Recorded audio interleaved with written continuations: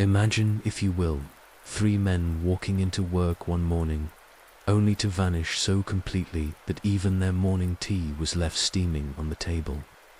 No bodies, no farewell notes, no screams in the night. Just an empty lighthouse standing sentinel over the most unforgiving waters Scotland has ever known.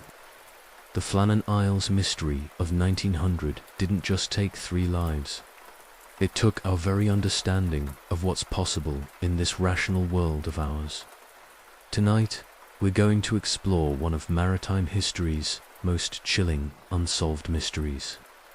A puzzle so perfect in its impossibility that it's haunted investigators for over a century. So dim those lights.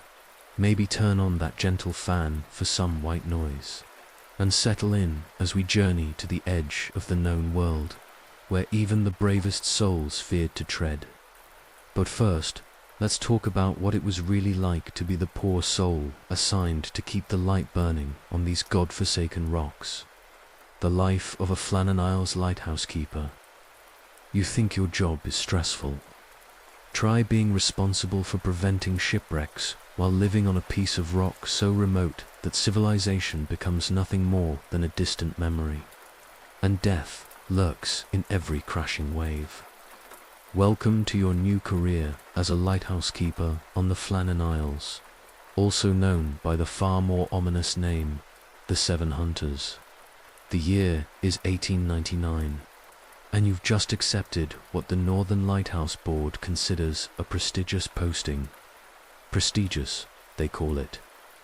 What they don't tell you is that you'll be stationed 20 miles west of the Isle of Lewis, on a cluster of jagged rocks that even the Vikings avoided, surrounded by waters so treacherous they've claimed more ships than the devil himself. Your new home is Eilean Mora, the largest of the Flannan Isles, though calling it large is like calling a coffin spacious. This barren chunk of granite measures barely 500 yards long and 150 yards wide at its broadest point. There are no trees here, no shelter from the elements, no escape from the howling winds that never, ever stop. The landscape consists of nothing but weathered stone, sparse grass that struggles to survive, and the occasional seabird bold enough to nest on these forsaken cliffs. The lighthouse itself, completed just months before your arrival, stands 75 feet tall, a white tower that's supposed to represent hope and safety. To you, it looks more like a tombstone marking your burial at sea. Built from local stone and designed to withstand the most savage Atlantic storms, it houses the most powerful light in Scotland, a first-order Fresnel lens that can be seen for 24 nautical miles on a clear night. Your job is to ensure that light never goes dark. But here's what they don't tell you in the recruitment office in Edinburgh. You're not alone out here.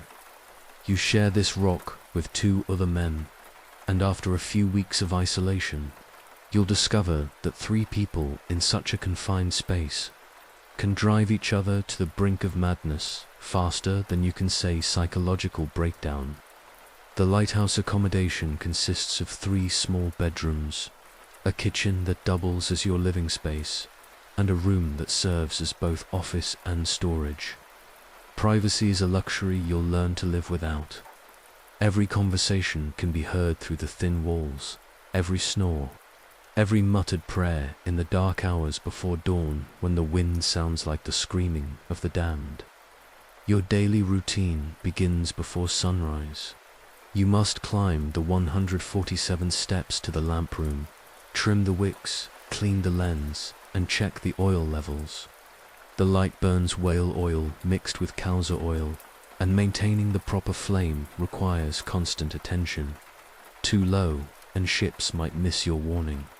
Too high, and you risk cracking the expensive lens or starting a fire that could destroy everything. The lens itself is a masterpiece of 19th century engineering, but it's also your greatest burden. Each piece of glass must be cleaned daily with a mixture of alcohol and soft cloths. A single fingerprint or smudge could dim the light enough to cause a disaster. You'll spend hours polishing each prism, each curved surface, until your hands are raw and your back aches from bending over the intricate apparatus. Where the monitoring becomes an obsession. You must record wind direction, speed, visibility, and barometric pressure every few hours. These measurements aren't just bureaucratic requirements, they're life and death data for ships navigating these waters. The Flannan Isles sit directly in the path of the major shipping routes between America and Northern Europe. Every night, vessels worth millions of pounds and carrying hundreds of souls pass within sight of your light. But maintaining the lighthouse is just the beginning of your troubles. Food supplies arrive by steamer every few weeks, weather permitting. When storms rage, which they do frequently in these waters, you might go months without fresh provisions. You'll learn to make hardtack biscuits last, to stretch salt pork thin, and to catch rainwater in whatever containers you can find, because the island's single freshwater spring sometimes runs dry in summer. The isolation does things to your mind that no training manual could prepare you for. Conversations become circular, repeating the same topics over and over because there's nothing new to discuss. You'll find yourself talking to seabirds, naming the waves, imagining faces in the clouds during the brief moments when they part. Some keepers start keeping detailed journals, writing thousands of words about the most mundane events just to feel connected to something, anything beyond these rocks. Sleep becomes elusive. The light operates on a rotation schedule, flashing every 20 seconds throughout the night. Even when it's not your watch, the rhythmic beam sweeps through your bedroom window, painting everything in alternating patterns of brilliant white and deep shadow. The sound of the mechanism, the grinding of gears and the whisper of the rotating lens becomes the soundtrack to your dreams. Winter storms are your true enemy. Atlantic gales can reach hurricane strength, sending waves over 100 feet high crashing against the island. The lighthouse has been designed to withstand this punishment, but you haven't. During severe weather, the entire structure shakes with each impact. Water finds its way through the smallest gaps, soaking everything inside. The cold seeps into your bones and stays there for months. You'll witness things during these storms that challenge your understanding of nature's power. Waves that seem to defy physics, reaching impossible heights before crashing down with the force of avalanches. Winds so strong they literally move boulders, rearranging the island's landscape overnight. Lightning that seems to target the lighthouse specifically, as if the elements themselves resent your presence here. The psychological pressure of knowing that lives depend on your vigilance weighs heavily. Every ship that passes represents hundreds of people who trust that your light will guide them safely. Maritime records show that before the Flannan Isles lighthouse was built, this area claimed an average of 3 ships per year. Your attention to duty isn't just a job requirement, it's the difference between life and death for countless sailors. Communication with the mainland depends entirely on weather conditions and the irregular visits of supply ships. Letters from home might take weeks or months to reach you, and your responses take just as long to arrive. You'll write the same letter multiple times, updating family members on events that happened weeks ago, because you're never sure when the next ship will arrive to carry your mail.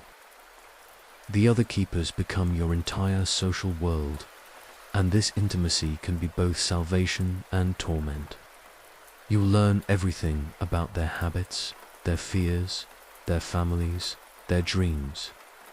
James Ducat, your principal keeper, is a veteran with over 20 years of lighthouse experience.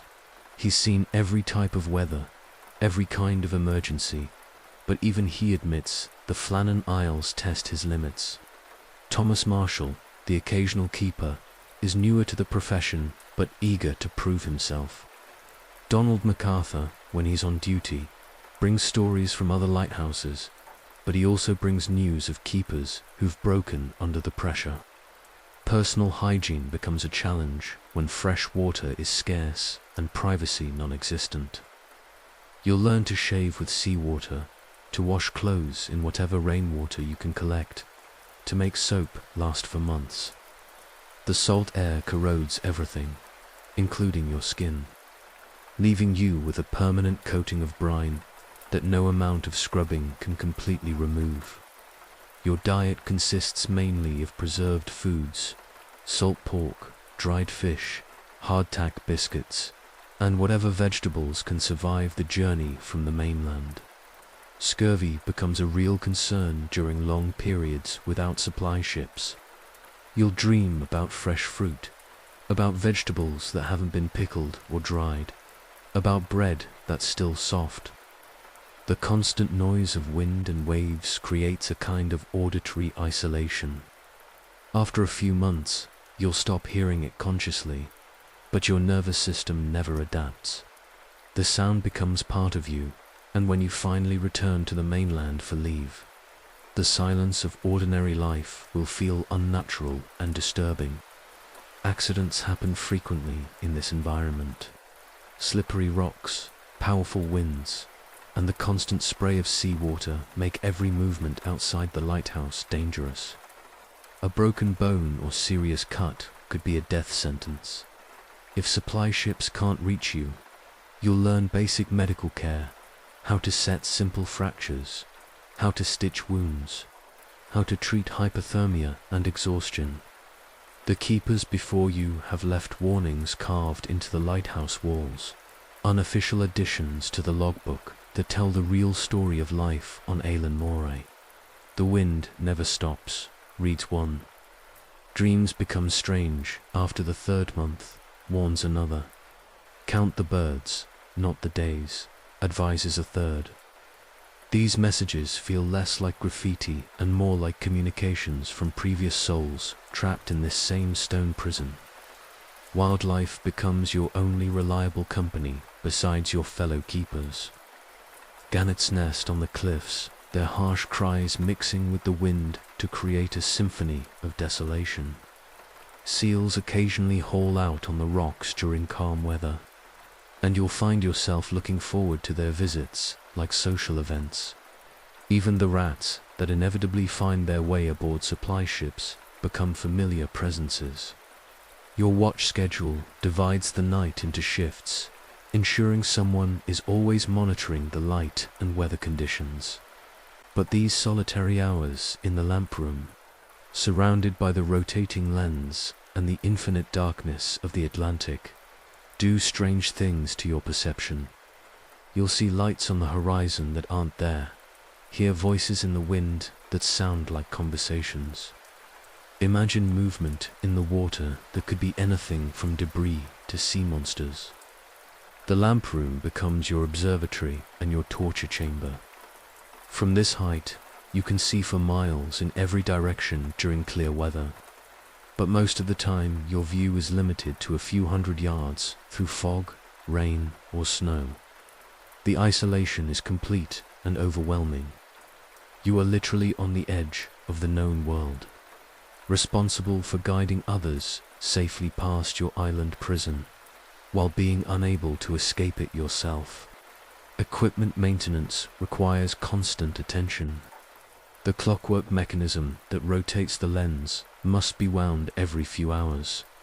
The oil pumps need daily cleaning and adjustment. Weather instruments require calibration and protection from the elements.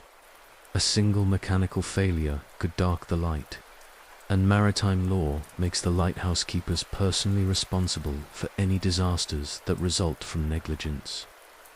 Personal possessions become precious beyond their practical value. A photograph from home, a favorite book, a musical instrument, these items represent connections to the world beyond the lighthouse. You'll find yourself handling them like religious artifacts, drawing comfort from their familiarity in this alien environment. The psychological effects of lighthouse keeping on the Flannan Isles go far beyond simple loneliness. The The combination of isolation, responsibility, danger, and monotony creates a unique form of stress that few other occupations can match. Some keepers develop what maritime doctors call lighthouse syndrome, a condition characterized by obsessive attention to detail, extreme sensitivity to weather changes, and difficulty readjusting to normal social interactions. But perhaps the most unsettling aspect of your new career is the knowledge that you're completely expendable. If something happens to you and your colleagues, the Northern Lighthouse Board will simply recruit new keepers and continue operations. The light must never go dark, regardless of the human cost. You are not irreplaceable. You are merely temporary guardians of something far more important than your individual lives. This, then, is the reality of lighthouse keeping on the Flannan Isles in 1899. A job that tests every limit of human endurance, challenges every assumption about civilization and safety, and demands sacrifices that most people couldn't comprehend. It's a profession that attracts only the most desperate, the most dedicated, or the most foolhardy souls willing to risk everything for steady wages and the chance to save lives they'll never meet. And now, as we settle deeper into this mystery, I'd love to know where you are checking in from tonight, and what time it is in your corner of the world. Take a moment to check in, whether you're listening from London or Los Angeles, Sydney or Stockholm. If you're enjoying these historical explorations, and only if you truly are, consider showing your support with a like or subscription. What topic would you like us to explore next? Ancient civilizations, medieval mysteries, industrial disasters? Your suggestions help guide our journey through history's forgotten corners, and you're an important part of our growing community of curious minds. Thank you for being part of our little corner of the internet where boring history comes alive in the darkness. The social dynamics between keepers create their own unique challenges. Imagine being trapped with the same two people for months at a time, sharing meals, work duties, and living space smaller than most modern apartments.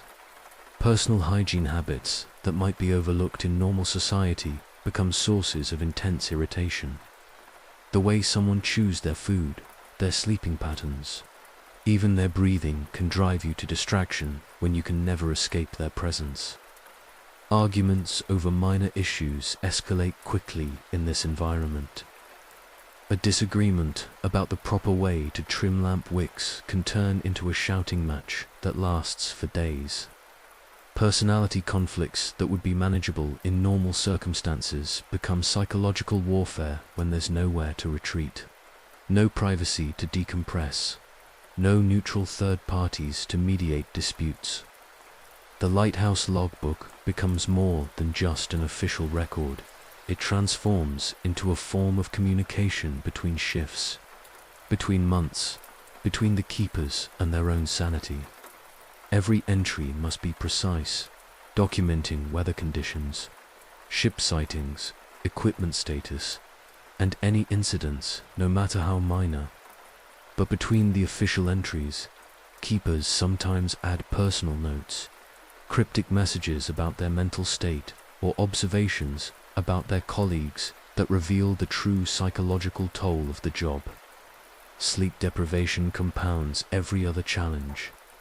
The rotating watch schedule means you're never fully adjusted to any sleep pattern. Your body clock becomes completely disrupted, leaving you in a constant state of fatigue that affects judgment, reaction time, and emotional stability. During winter months, when storms rage for days at a time, getting any meaningful rest becomes nearly impossible as the lighthouse shakes and groans under the assault of wind and waves. The responsibility for life and death decisions weighs differently on each keeper. Some develop an almost obsessive dedication to their duties, checking and rechecking equipment multiple times per shift, polishing the lens until their hands bleed, maintaining detailed backup logs in case the official records are damaged. Others cope by developing a fatalistic attitude, reasoning that if ships are destined to wreck, no human effort can prevent it. These opposing philosophies can create dangerous tensions between colleagues who must trust each other completely. Emergency procedures become rehearsed so thoroughly they turn into rituals. What to do if the light fails, how to signal distress to passing ships, evacuation protocols for different types of storms, medical emergency responses when no doctor exists within 20 miles of rough seas. You'll practice these scenarios until they become automatic. Because when disaster strikes, there's no time for hesitation or confusion. The economic reality of lighthouse keeping adds another layer of stress. While the pay is steady, it comes at the cost of almost complete social isolation. Keepers often struggle to maintain relationships with family and friends on the mainland. Marriages suffer under the strain of long separations and the psychological changes that isolation brings. Children grow up barely knowing their fathers. Wives become essentially single mothers for months at a time. Weather becomes an obsession that borders on the supernatural. After months of watching wind patterns, wave formations, and cloud movements, keepers develop an almost mystical ability to predict weather changes hours or even days in advance. You'll feel approaching storms in your bones, sense shifts in barometric pressure through headaches and joint pain, read the behavior of seabirds like ancient augurs, reading omens. The physical toll of lighthouse keeping extends beyond the obvious dangers. The constant salt spray corrodes more than just metal equipment. It damages skin, hair, and respiratory systems. Many long-term keepers develop chronic coughs, joint problems from the damp conditions, and eye strain from years of focusing on distant horizons and precise mechanical adjustments. The manual labor required for maintenance, combined with the stress of isolation, ages men prematurely. But perhaps most disturbing of all is the gradual realization that you're becoming something other than the person who first climbed these lighthouse steps. The combination of isolation, responsibility, and constant exposure to nature's raw power changes people in fundamental ways. Some keepers return to mainland society unable to readjust to crowds, noise, and the complexities of normal social interaction. Others find themselves drawn back to lighthouse duty again and again, addicted to the very isolation that nearly destroyed them. This is the crucible that shaped the three men whose disappearance would become one of maritime history's most enduring mysteries. James Ducat, Thomas Marshall, and Donald MacArthur weren't just lighthouse keepers.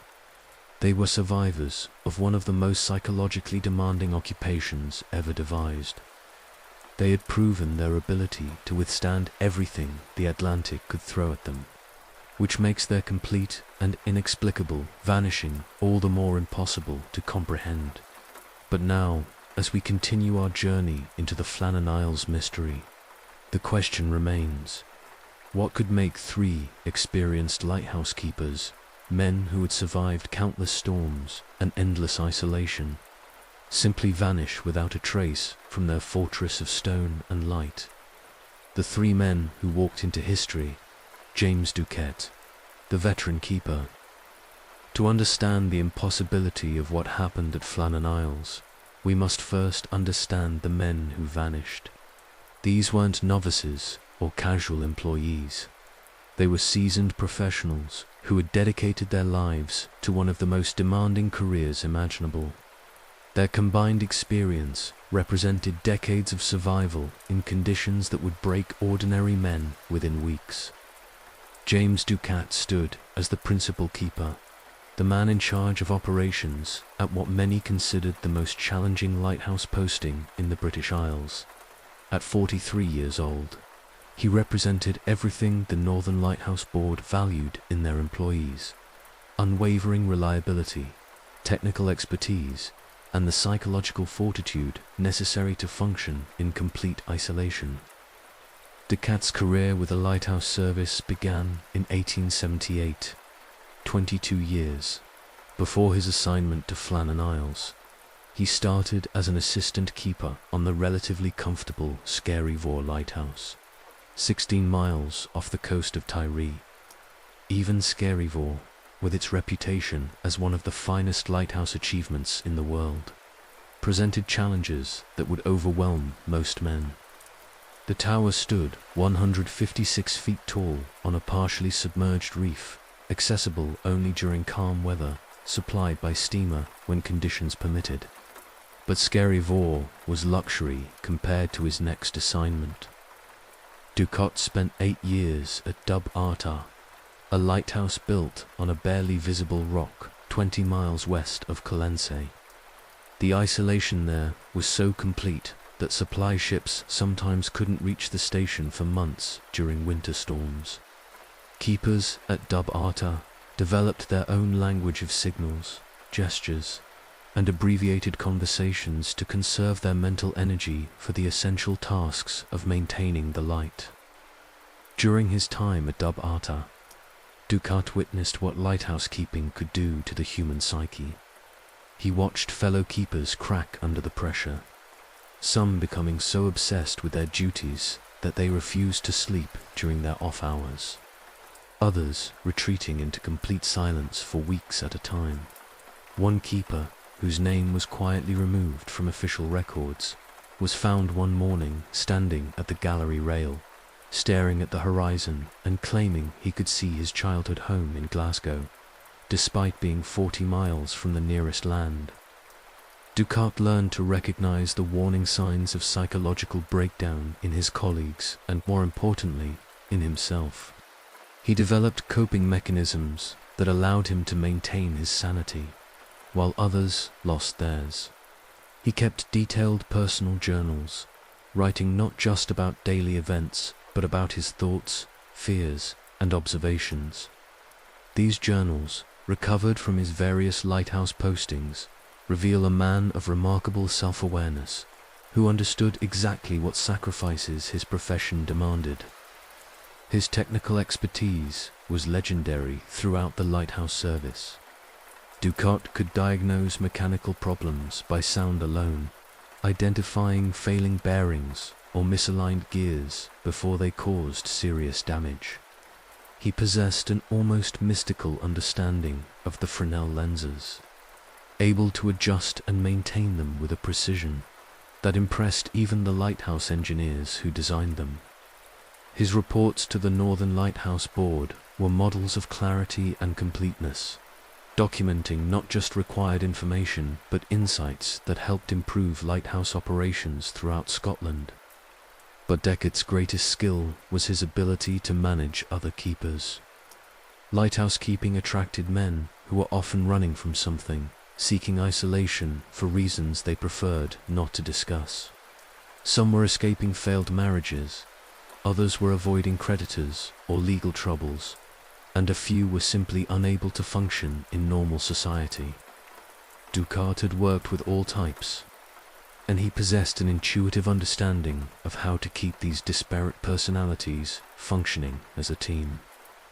His marriage to Annie had survived 22 years of lighthouse keeping, an almost miraculous achievement in a profession that destroyed more relationships than it preserved.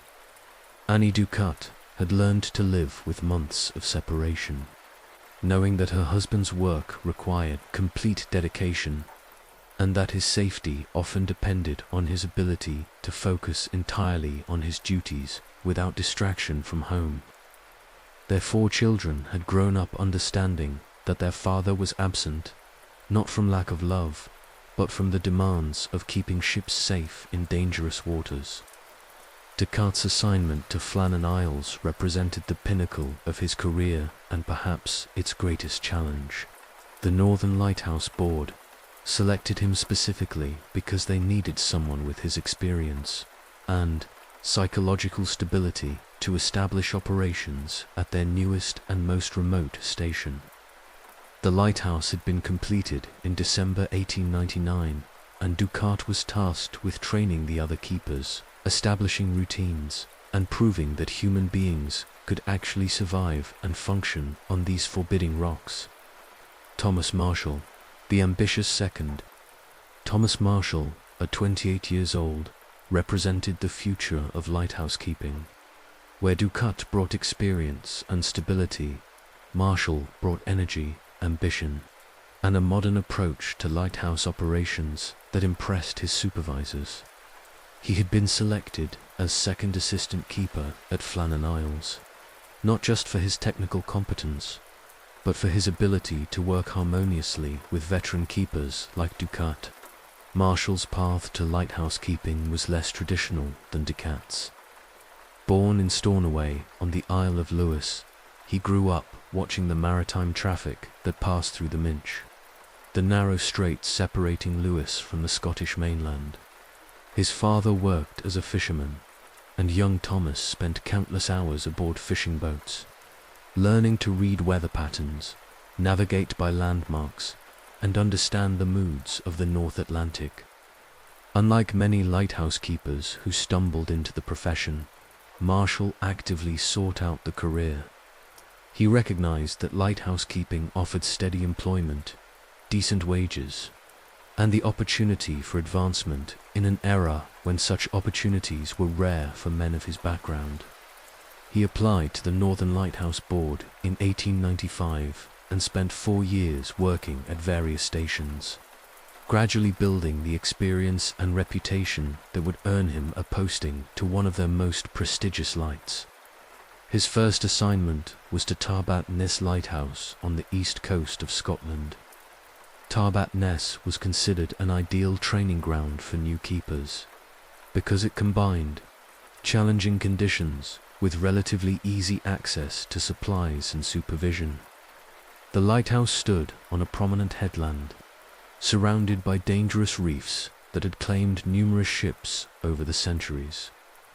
Marshall learned his basic skills here, maintaining the oil-burning light, keeping detailed weather records, and working cooperatively with fellow keepers in close quarters. Marshall's technical aptitude impressed his supervisors from the beginning. He possessed an engineer's mind, always looking for ways to improve efficiency and reduce the likelihood of equipment failure. During his time at Tarbat Ness, he developed several modifications to standard lighthouse procedures that were later adopted throughout the lighthouse service. His reports were noted for their precision and insight, often including suggestions for equipment improvements or procedural changes that demonstrated his deep understanding of lighthouse operations. From Tarbat Ness, Marshall moved to Heisker Lighthouse, a more challenging posting on a small rocky island in the Inner Hebrides. Heisker tested his ability to function in true isolation, cut off from the mainland for weeks at a time during winter storms. The lighthouse stood on a low-lying island that was frequently swept by waves during severe weather, and keepers had to time their movements carefully to avoid being washed into the sea. It was at Heisker that Marshall first demonstrated the psychological resilience that would make him suitable for Flannan Isles. During a particularly severe storm in early 1898, the lighthouse was cut off from supplies for nearly 3 months. Food ran low, fresh water became scarce, and one of the other keepers suffered what would now be recognized as a severe anxiety disorder, becoming convinced that rescue ships had been lost and that they would die on the island. Marshall took charge of the situation with remarkable maturity for a man barely 25 years old. He rationed the remaining supplies, organized repairs to equipment damaged by the storms, and most importantly, maintained the morale of his fellow keepers through the crisis. His detailed report of the incident, preserved in Northern Lighthouse Board archives, reveals a man capable of clear thinking and decisive action under extreme pressure. His personal life reflected the same careful planning that characterized his professional career. Marshall was engaged to marry a young woman from Stornoway, but he insisted on postponing the wedding until he had established himself in the lighthouse service and saved enough money to provide properly for a family.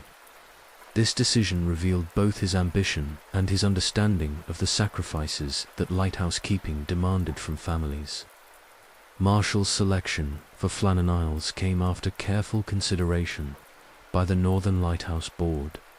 They needed someone young enough to handle the physical demands of the posting, but mature enough to work effectively with an experienced principal keeper like Ducat. Marshall's combination of technical skill, psychological stability, and demonstrated leadership abilities made him an ideal candidate for what they knew would be their most challenging lighthouse operation. Donald MacArthur. The replacement. Donald MacArthur's role in the Flannan Isles mystery is perhaps the most poignant, because he was never supposed to be there. Originally scheduled to work at Flannan Isles was William Ross, a keeper with extensive experience at remote stations throughout the Hebrides. But Ross fell ill just days before the December relief rotation, and MacArthur volunteered to take his place. MacArthur, 40 years old and a 20-year veteran of lighthouse keeping, was technically designated as an occasional keeper, meaning he filled in at various stations when regular keepers were sick, on leave, or transferred. This role required extraordinary adaptability, because occasional keepers had to quickly integrate into established teams at different lighthouses, each with its own routines, challenges, and personalities. His career began at Ardnamurchan Lighthouse on the Scottish mainland, the most westerly point of Great Britain.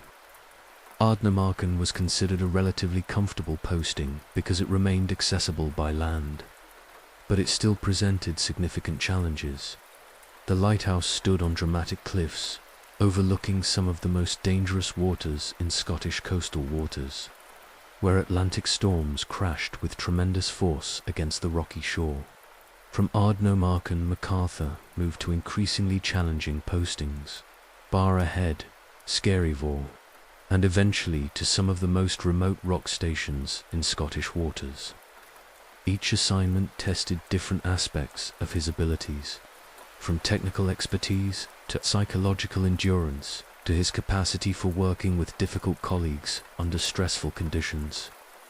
MacArthur's specialty was troubleshooting problematic lighthouse operations. The Northern Lighthouse Board often sent him to stations where keepers were struggling with equipment failures, personality conflicts, or the psychological pressures of isolation.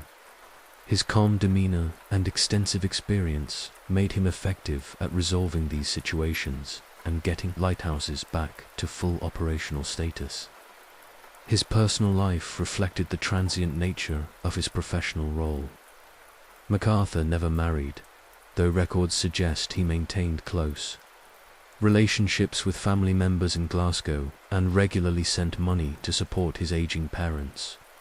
The occasional keeper position required such frequent moves and unpredictable schedules that maintaining a traditional family life was nearly impossible. Despite the challenges, MacArthur seemed to thrive in his role. His reports to the Lighthouse Board revealed a man who genuinely enjoyed the variety of his assignments and took pride in his ability to adapt quickly to new situations. He possessed the rare combination of technical competence and social skills that made him valuable at any lighthouse station. MacArthur's decision to volunteer for the Flannan Isles assignment demonstrated both his professional dedication and perhaps a certain restlessness that characterized many career lighthouse keepers. He knew the posting would be challenging. He had heard the stories about the brutal conditions and complete isolation. But he also knew that Ducat and Marshall needed a reliable third keeper, and he was confident in his ability to contribute to the success of the operation. The final rotation. The events that led to the Flannan Isles mystery began on December 7th, 1900, when the relief steamer Hesperus approached the island for the regular rotation of keepers. The plan was simple. MacArthur would return to shore for his scheduled leave, and William Ross would take his place for the next rotation. Joseph Moore, another experienced keeper, was also aboard to begin his assignment at the lighthouse. Captain James Harvey of the Hesperus had made this run several times since the lighthouse began operations. He knew the challenges of landing at Elan Mora, where a successful approach required precise timing, favorable weather, and considerable skill. The island offered only one practical landing point, a small concrete jetty built during lighthouse construction that was frequently swept by waves even in moderate weather. As the Hesperus approached Flannan Isles that December morning, Harvey immediately noticed something wrong. The lighthouse lamp was not burning, though it was still well before sunrise, and the light should have been operational. More disturbing was the complete absence of any human activity on the island. No keepers appeared at the landing area. No signals were sent from the lighthouse.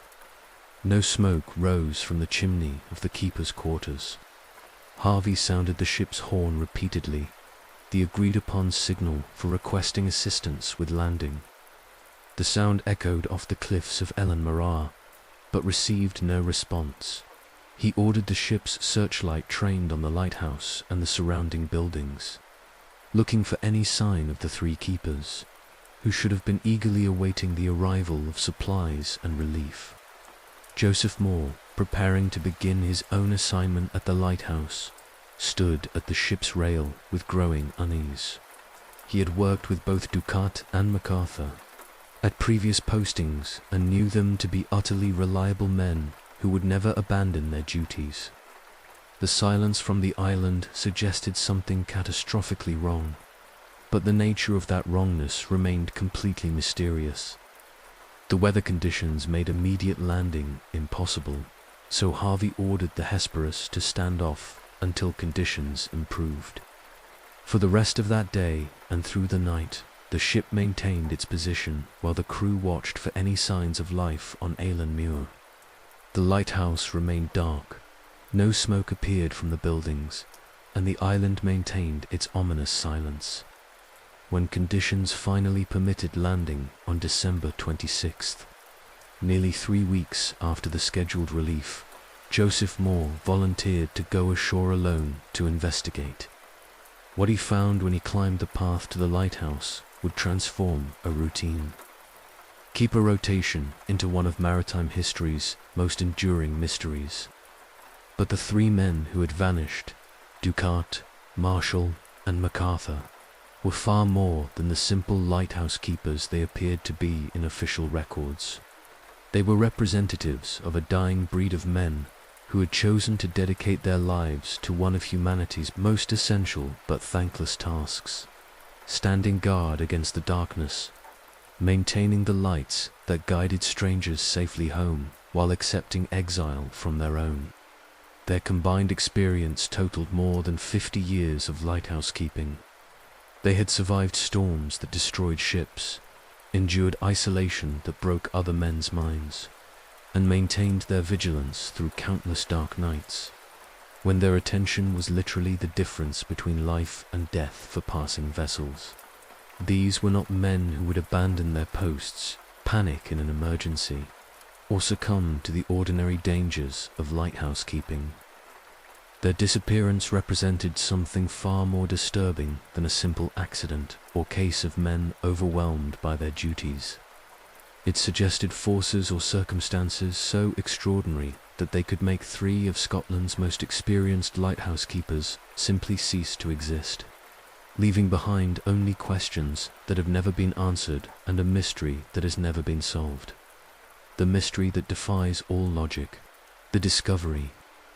When Joseph Moore stepped onto the concrete jetty at Elan Mora on the morning of December 26, 1900, he entered what would become one of the most thoroughly investigated and completely inexplicable mysteries in maritime history. The silence that greeted him was not the comfortable quiet of men at work, but the profound, unsettling stillness of complete abandonment. Moore's first observation was the lighthouse itself, standing dark against the grey December sky. In 20 years of lighthouse keeping, he had never seen an operational light left unattended with the lamp extinguished during what should have been active hours. The massive Fresnel lens sat motionless, its intricate prisms catching no light because there was no flame to amplify. This alone represented a violation of lighthouse protocols so severe it bordered on the unthinkable. As he climbed the rough stone path toward the keeper's quarters, Moore called out repeatedly, his voice echoing off the empty cliffs without response. The wind carried only the sound of waves and the harsh cries of seabirds. No human voices, no sounds of activity, nothing to suggest that 3 men lived and worked in this place. The first building Moore reached was the lighthouse itself. The door stood closed but unlocked, which immediately struck him as odd. Lighthouse protocol required doors to be kept locked when keepers were away from the station, yet the heavy wooden door swung open at his touch. Inside, everything appeared normal at first glance. Equipment was properly stowed. The logbook sat open on the desk.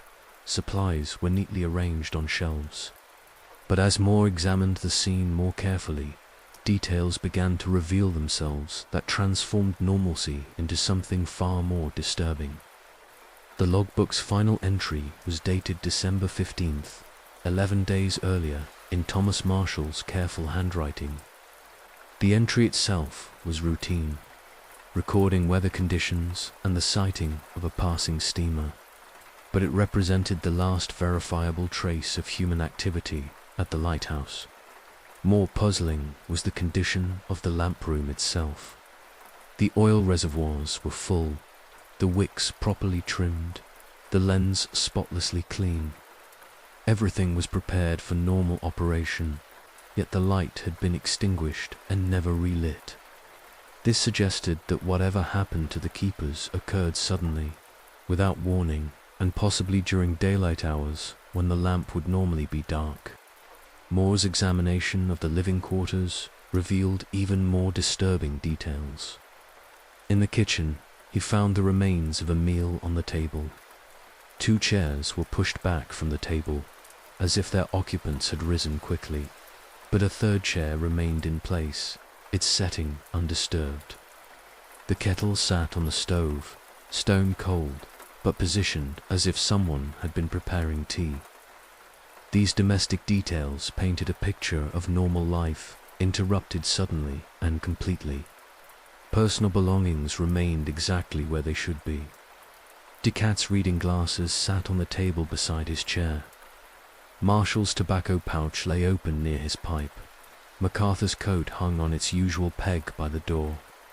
These were not the arrangements of men who had planned to leave, even temporarily. They suggested people who expected to return within minutes, not men preparing for any kind of departure. The sleeping quarters revealed further mysteries. All 3 beds were unmade but showed signs of recent use.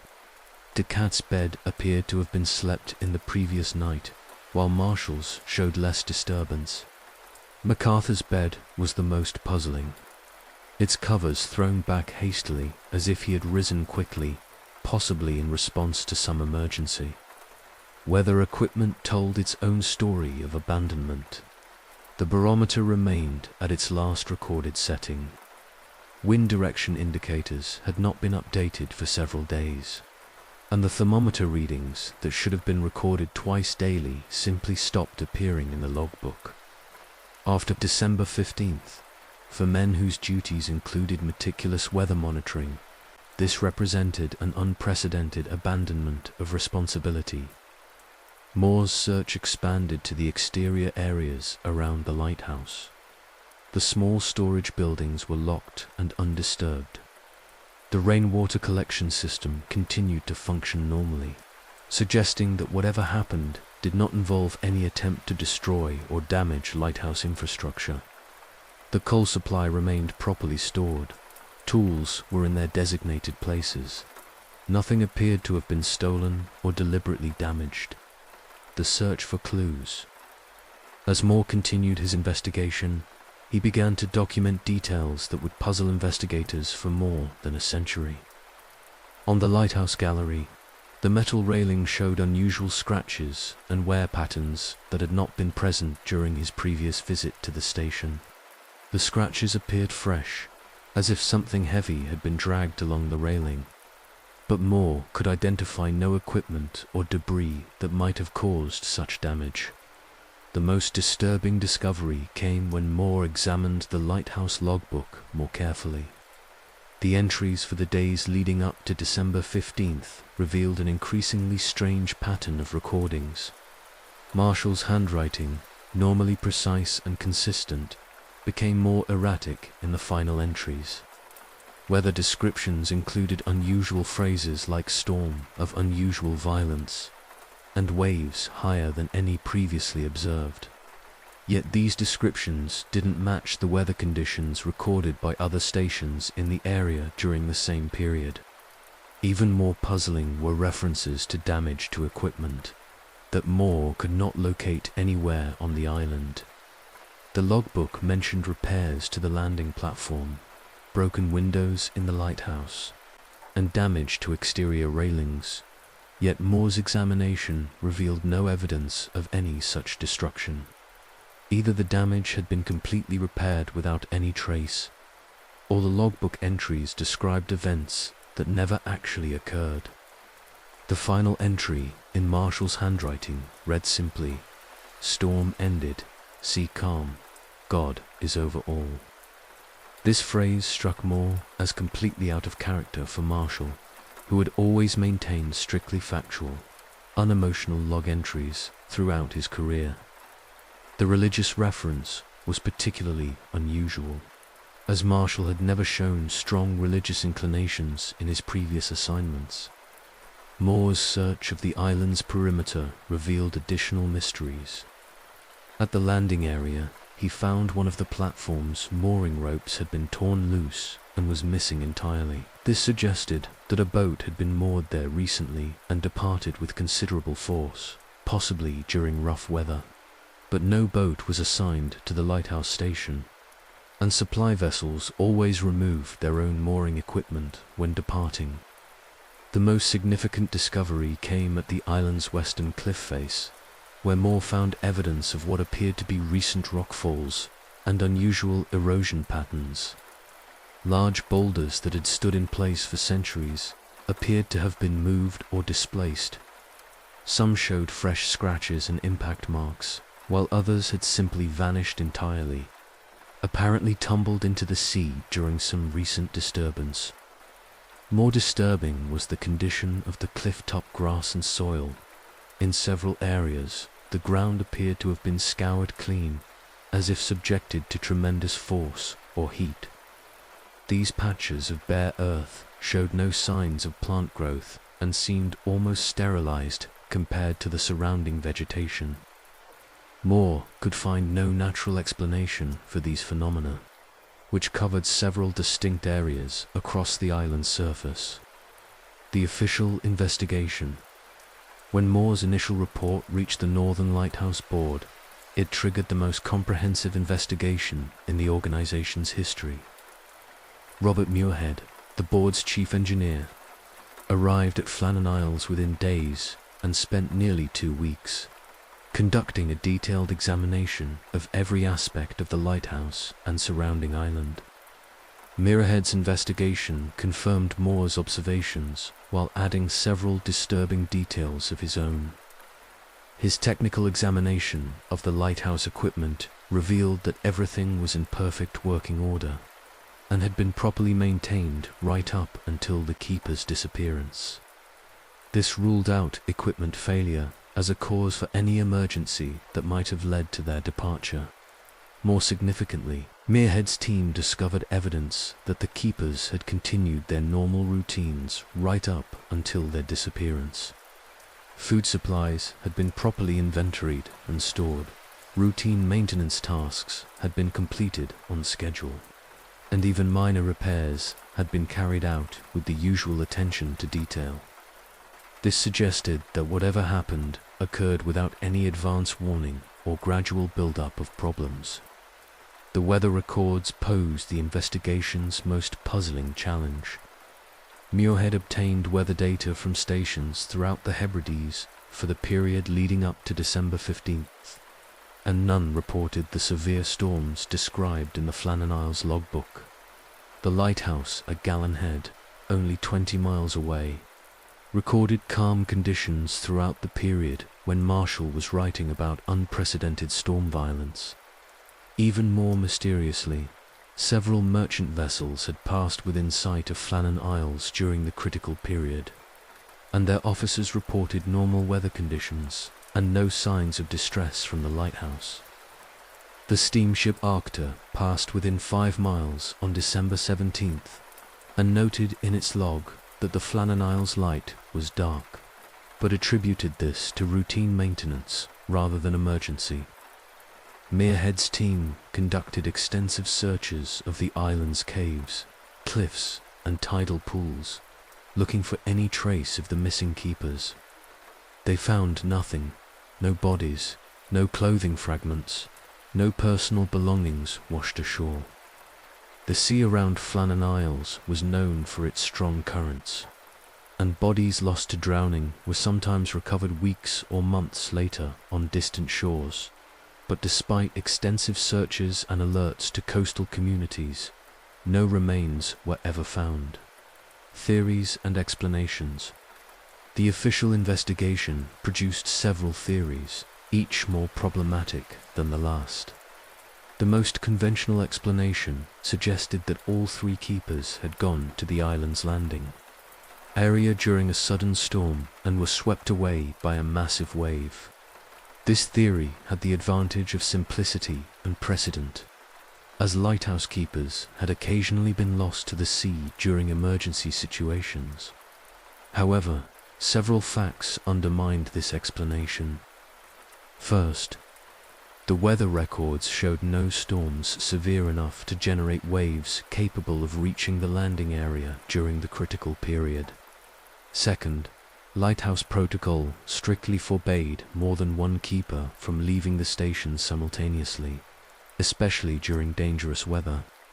Third, no evidence was found to suggest why all 3 men would have abandoned the lighthouse to visit the landing area. A second theory proposed that the keepers had been overwhelmed by a medical emergency, with one keeper becoming ill or injured and the others attempting to evacuate him by boat. This explanation accounted for the hurried departure suggested by the abandoned meal and unmade beds, but it required the existence of a boat that was never assigned to the station and was never reported missing from any nearby port. More exotic theories emerged from the investigation's failure to find conventional explanations. Some investigators suggested that the keepers had witnessed something so disturbing that they fled the island in panic, possibly related to enemy activity during the ongoing Second Boer War. Others proposed that they had discovered something on the island, perhaps buried treasure or archaeological remains, that led to their disappearance through criminal activity. The most disturbing theory, never officially endorsed but privately discussed among investigators, suggested that the isolation and psychological pressure of lighthouse keeping had driven the keepers to collective madness. This explanation accounted for the bizarre logbook entries and the apparent disconnect between recorded events and actual weather conditions, but it failed to explain how 3 men experiencing psychotic episodes could simply vanish without leaving any physical trace. The supernatural dimension.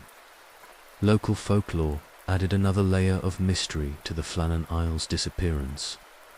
The islands had been known for centuries as the Seven Hunters, and Gaelic tradition maintained that they were haunted by the spirits of hunters, who had pursued their prey too far from shore and been trapped forever on the barren rocks. Fishermen from Lewis and Harris avoided the islands when possible, claiming they were cursed and brought bad luck to anyone who disturbed them. The lighthouse construction itself had been plagued by mysterious incidents. Workers reported tools disappearing overnight, equipment failing for no apparent reason, and strange lights visible on the islands during periods when no humans were present. Several construction workers had requested transfers to other projects, claiming they felt constantly watched while working on Ellen Mer. Even more disturbing were reports from nearby fishing communities of unusual phenomena observed around Flannan Isles in the weeks leading up to the keeper's disappearance. Multiple witnesses described strange lights moving round the islands at night. Lights that were distinctly different from the lighthouse beam and seemed to dance or flicker in patterns no mechanical device could produce. Several fishing boat crews reported hearing voices calling across the water from the direction of Flannan Isles. Voices that seemed to be shouting warnings or distress calls, but could never be clearly understood. These reports were initially dismissed as the usual tricks that wind and waves play on the human ear, but their consistency and the reliability of the witnesses gave them a credibility that investigators found difficult to ignore. On the night of December 14th, just one day before the final logbook entry, the crew of the fishing vessel Fairwind reported seeing what appeared to be figures moving around the Flannan Isles lighthouse in patterns that made no sense for normal maintenance activities. The figures seemed to be performing some kind of ritual or ceremony, moving in circles around the lighthouse with burning objects in their hands. The modern investigation.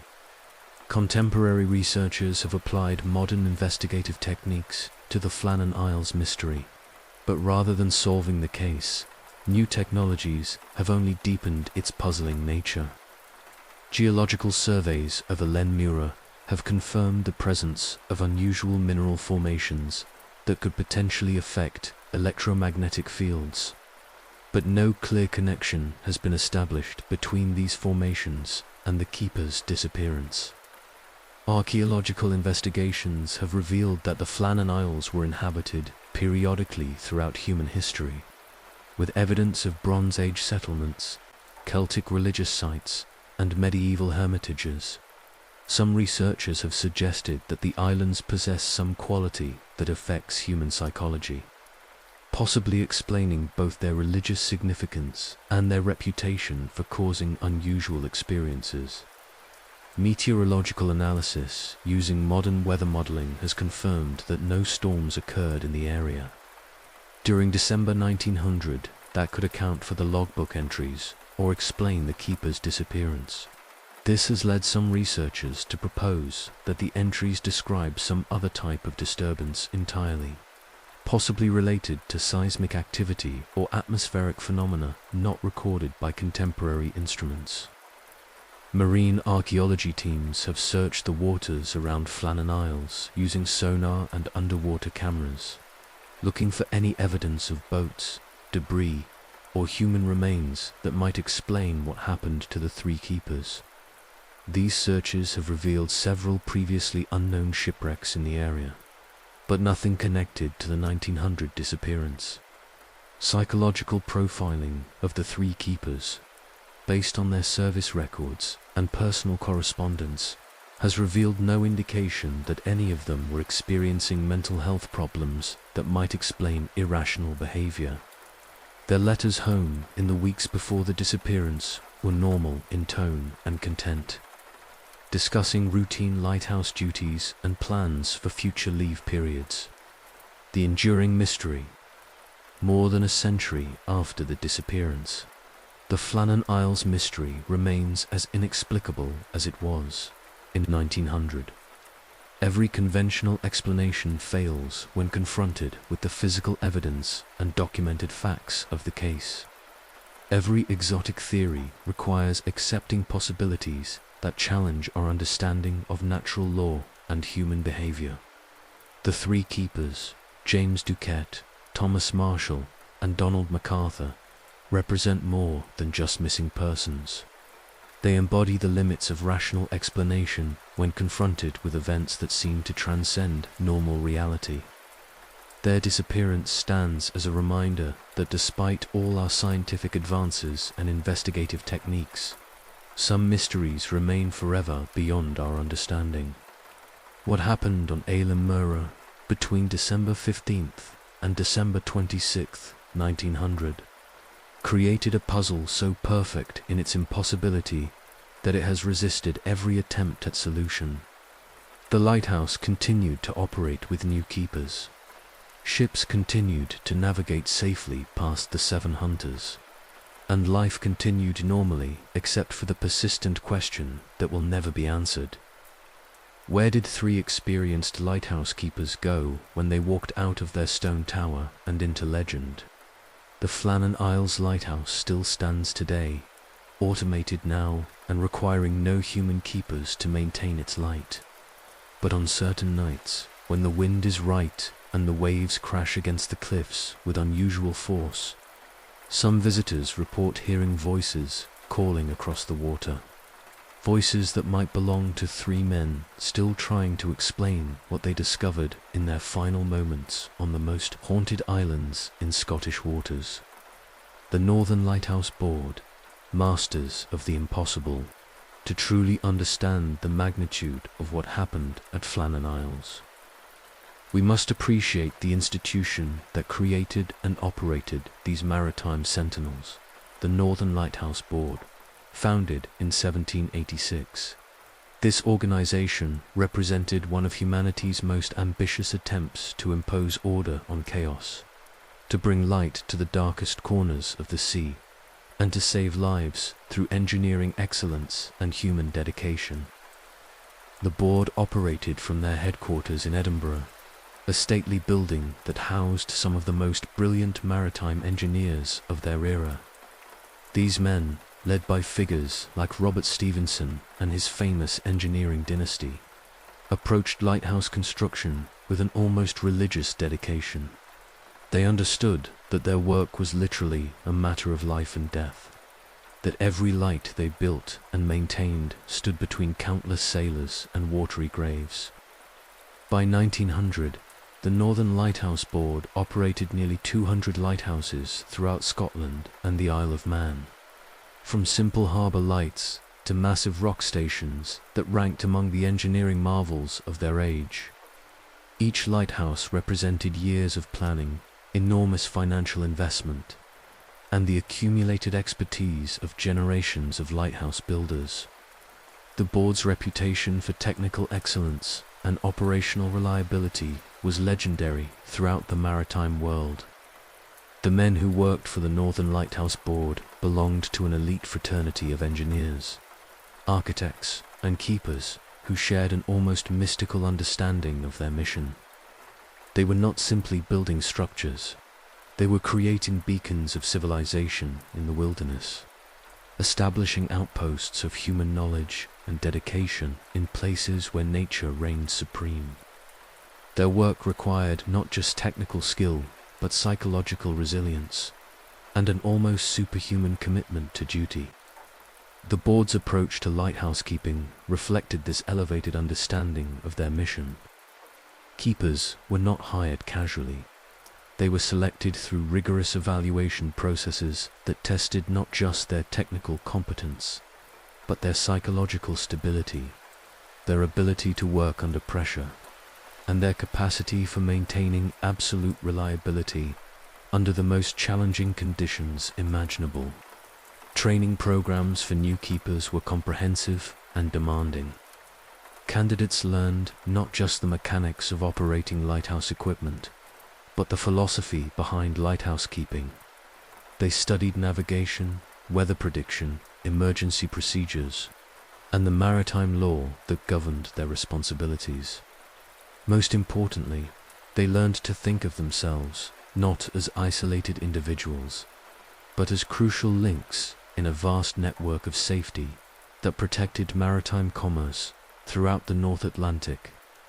The board's commitment to their keepers extended far beyond simple employment.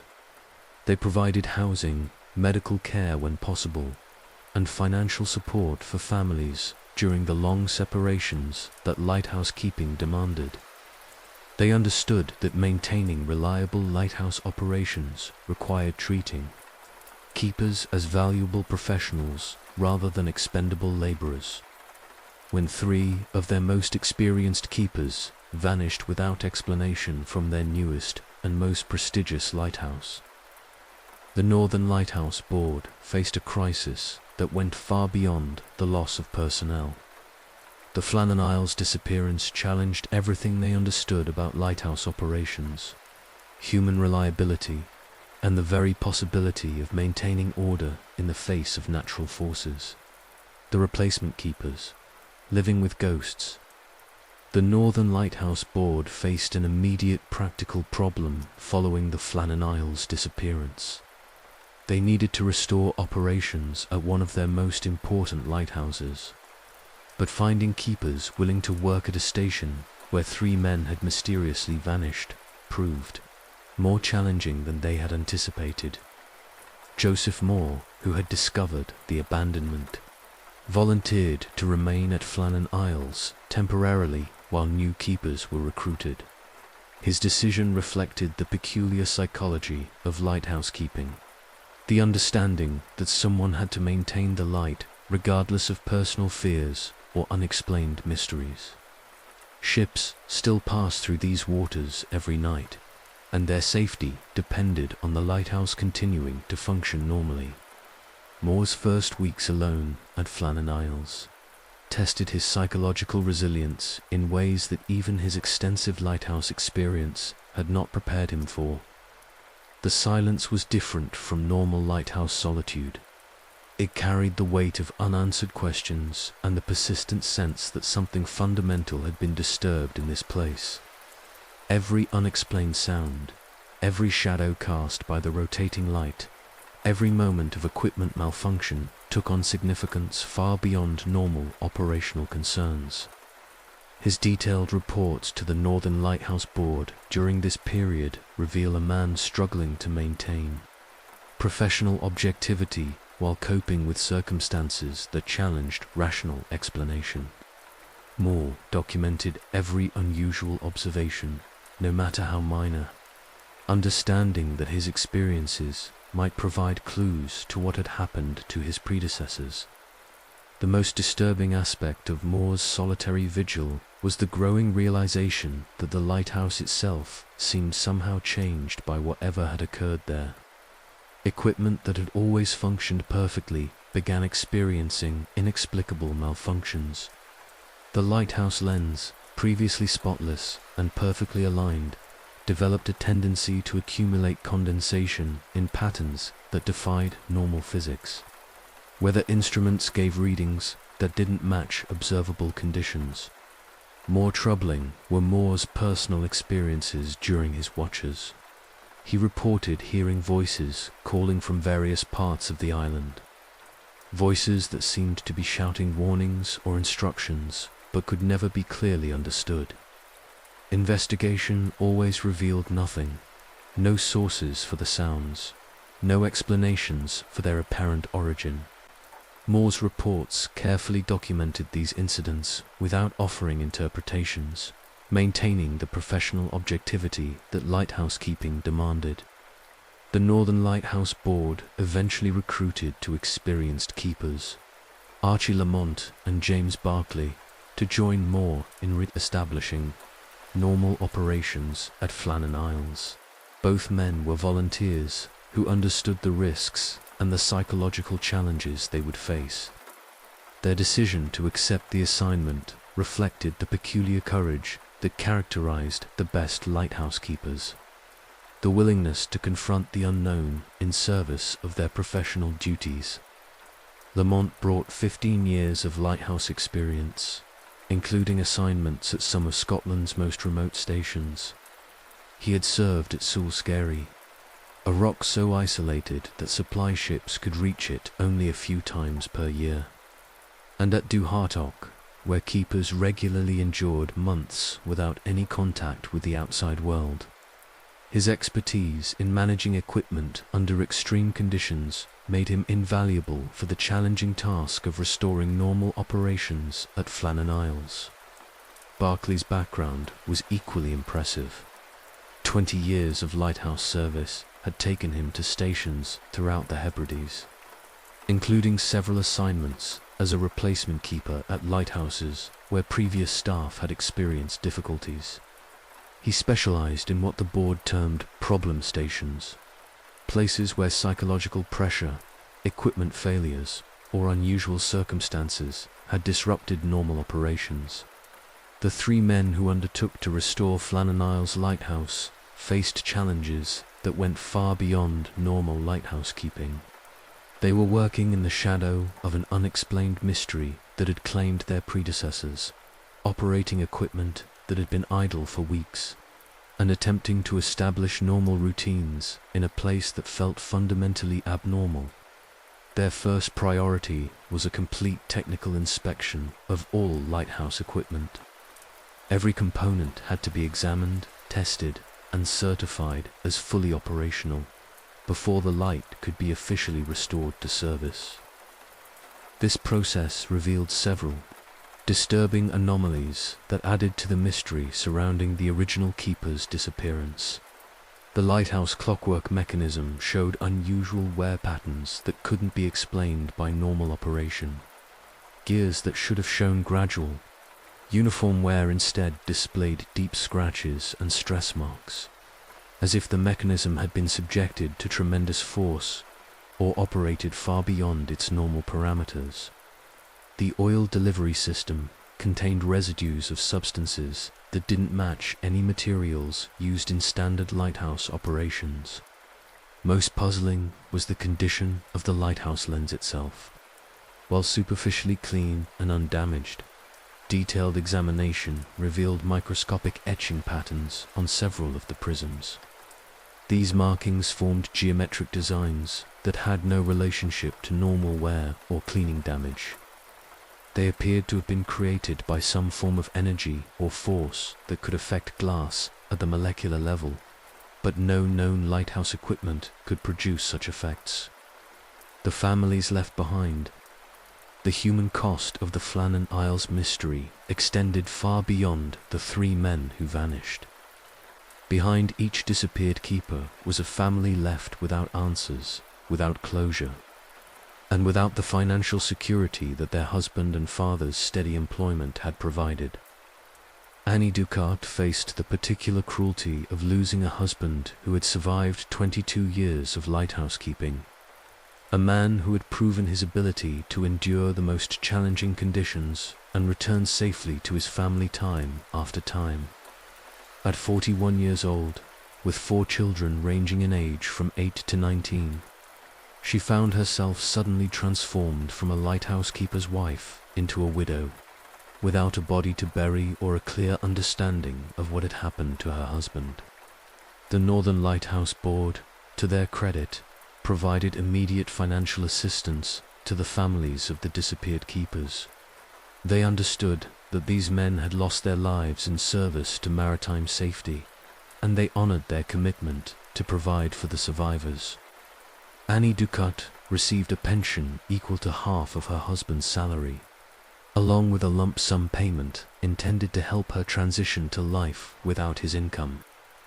But money could not address the deeper psychological trauma of losing someone to unexplained circumstances. Anna's children struggled to understand how their father, a man who had always returned from his lighthouse assignments, could simply vanish without explanation. The eldest, James Jr., abandoned his plans to follow his father into lighthouse keeping, unable to accept the risks that the profession apparently entailed. Thomas Marshall's Margaret Morrison faced a different type of anguish. Their wedding had been scheduled for the following summer, after Marshall completed his assignment at Flannan Isles and received his promotion to principal keeper at a lighthouse closer to the mainland. At 24 years old, she found herself mourning not just a lost love, but a lost future. All the plans and dreams they had shared reduced to painful memories. Margaret's decision to never marry reflected the deep impact of Marshall's disappearance on her understanding of love and loss.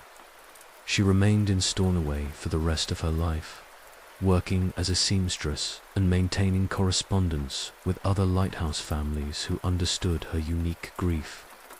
Her letters, preserved in family archives, reveal a woman haunted by the absence of answers. unable to achieve the closure that even tragic but explicable death might have provided. Donald MacArthur's family in Glasgow received the news of his disappearance with a mixture of grief and frustration. His sister Mary had long urged him to abandon lighthouse keeping and settle into a more conventional career, and his disappearance seemed to validate her fears about the dangers of his chosen profession. But MacArthur had always insisted that lighthouse keeping was his calling, that he found meaning and purpose in the isolation and challenges that the work provided. The financial impact on MacArthur's family was particularly severe because, as an unmarried occasional keeper, he had not been eligible for the same pension benefits provided to married keepers with permanent assignments. The Northern Lighthouse Board provided a modest settlement, but it was insufficient to support his aging parents, who had depended on his regular contributions to their household expenses. The Maritime community's response. The disappearance of 3 experienced lighthouse keepers sent shockwaves throughout the maritime community of Scotland and beyond. Sailors, ship captains, harbour masters, and maritime officials all understood the implications of what had happened at Flannan Isles. If lighthouse keepers, the most reliable and dedicated professionals in maritime safety, could simply vanish without explanation, what did that mean for the safety of everyone who depended on their vigilance? Captain James Harvey of the relief steamer Hesperus never fully recovered from his role in discovering the mystery. As the man who first approached the darkened lighthouse and realized that something terrible had occurred, he felt a personal responsibility for the fate of the 3 keepers. His reports to the Northern Lighthouse Board were meticulous and professional, but his personal correspondence reveals a man haunted by the possibility that he might have prevented the tragedy if he had arrived earlier or responded differently to the initial signs of trouble. Harvey's crew members were similarly affected by their experience at Flannan Isles. Several reported difficulty sleeping, recurring nightmares about the silent lighthouse and the abandoned keepers' quarters. The usual camaraderie of life aboard ship was replaced by anxious discussions about the mystery and what it might mean for their own safety on these dangerous waters. Other lighthouse keepers throughout Scotland followed the Flannan Isles. Investigation with intense interest and growing unease. If such experienced men could disappear from such a well-equipped lighthouse, what protection did any of them really have against the unknown dangers of their profession? Some keepers requested transfers to mainland stations, while others insisted on modifications to emergency procedures and communication protocols. The shipping companies that depended on lighthouse guidance also reacted to the Flannan Isles mystery with concern and practical adjustments. Several firms modified their routes to avoid passing close to the lighthouse during poor weather conditions, reasoning that if the keepers could not be relied upon to maintain the light, additional safety margins were necessary. Maritime insurance companies began concluding lighthouse failure as a specific risk category in their policies, acknowledging that the disappearance had created new uncertainties about the reliability of coastal navigation aids. Premium rates for ships transiting the waters around Flannan Isles increased significantly, reflecting the insurance industry's assessment of the increased risks associated with the area. The lighthouse today. The Flannan Isles Lighthouse continued operating under human supervision until 1971, when it was finally converted to automatic operation. During those 70 years, it was staffed by dozens of different keepers, men who learned to live with the ghost of the unsolved mystery, while maintaining the essential function of guiding ships safely past the 7 hunters. Every keeper who served at Flannan Isles after 1900 was aware of the disappearance and its unexplained circumstances. Some embraced the mystery as part of the lighthouse's character. Others tried to ignore it and focus on their professional duties. But none could entirely escape the knowledge that they were working in a place where something impossible had occurred, where rational explanation had failed and mystery had triumphed.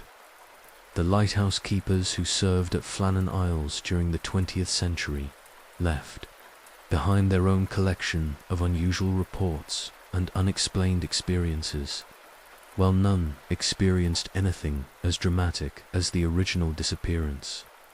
Many documented strange phenomena that seemed to echo the events of December 1900. Voices heard calling across empty water, unexplained equipment, malfunctions, weather conditions that didn't match readings from nearby stations. These became recurring themes in the lighthouse logbooks. Modern automation has eliminated the need for human keepers at Flannan Isles, but it has also removed the human witnesses who might observe and document unusual phenomena. The lighthouse now operates entirely through computerized systems, solar panels, and satellite communication links. It performs its navigation function with mechanical reliability, but it no longer serves as a human outpost on the edge of the known world. Visitors to Flannan Isles today find a place that seems both ordinary and haunted. The lighthouse stands as it did in 1900, its light sweeping across the same waters, where countless ships have found safe passage because of its guidance. The keepers' quarters remain largely unchanged, preserved as a monument to the men who lived and worked in this remote place. But something indefinable has changed about Ellenmore since that December day when 3 men walked into legend. Perhaps it's simply the weight of unanswered questions, the psychological impact of knowing that a perfect mystery occurred here. Or perhaps something more fundamental was altered by whatever force or circumstance claimed James Ducat, Thomas Marshall, and Donald MacArthur. As we reach the end of our journey into one of maritime history's most perplexing mysteries, we're left with the same questions that have puzzled investigators for more than a century. What happened to 3 experienced lighthouse keepers on a small Scottish island in December 1900?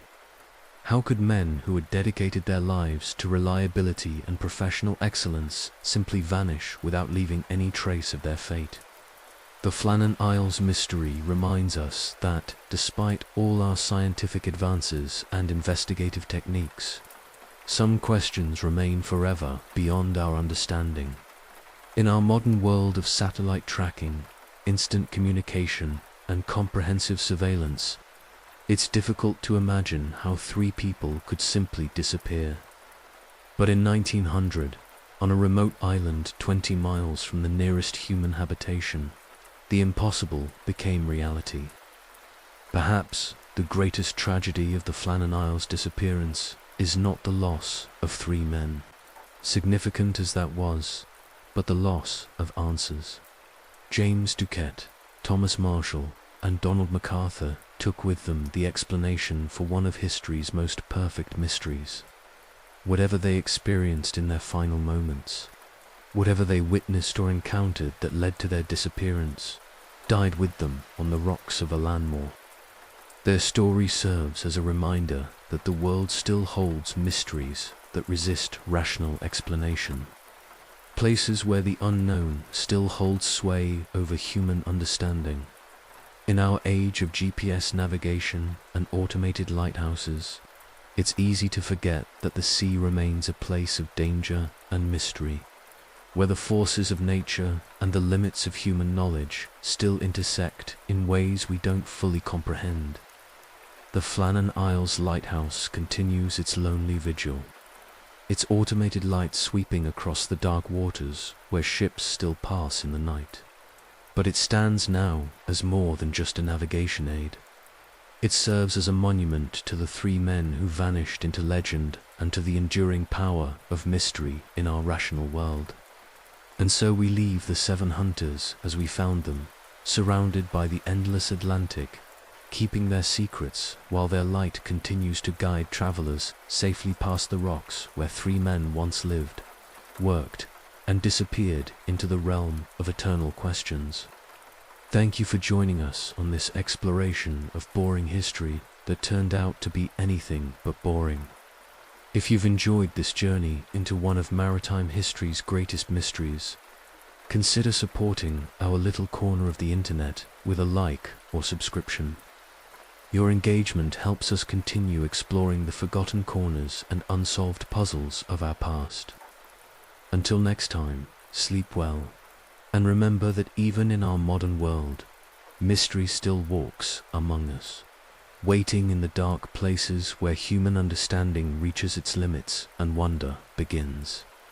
Sweet dreams from all of us here at Boring History for Sleep, where the past comes alive in the darkness, and every story has the power to transport you to times and places where anything was possible, even the impossible.